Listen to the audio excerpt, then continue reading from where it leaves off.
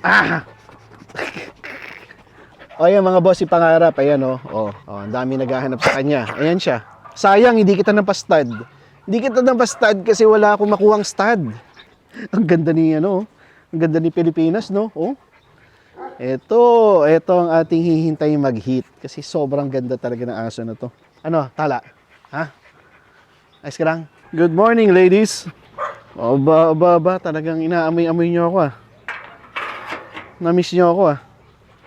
Sino yung nag-away kanina? Si Abo? Ah! Wala yung mic ko. Si Abo tsaka si Orange.